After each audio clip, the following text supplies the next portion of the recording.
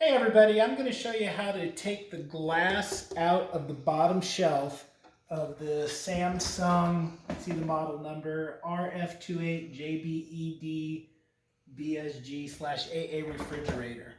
Once you take the entire shelf unit out of the refrigerator and you want to clean underneath the glass, I'm going to show you how to take the glass off real easy. I've seen videos online where people are using butter knives and prying it out. One video even says that if you break these little clips right here, you have to replace the whole thing. None of that is true.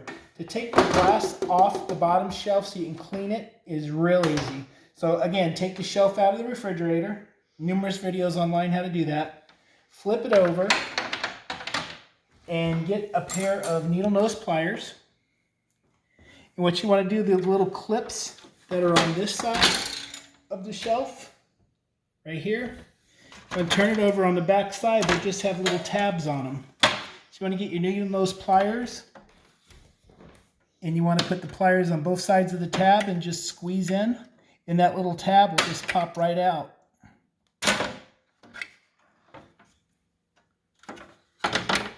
Just like that.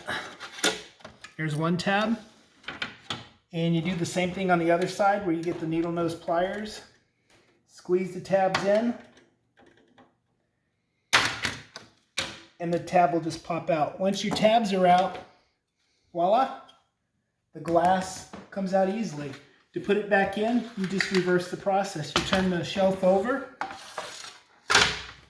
on the counter. And you get your glass. You put it in the little slots towards the front, like so. You lower the glass into the thing, and these little tabs that came out before, they just push right into the little holes. No tools needed. You just push them in there, and it'll hold the glass secure. There's one, and there's two. So you're going to have a nice clean shelf underneath the glass. Get it nice and clean, and put it back in your refrigerator. I hope that helps. Bye!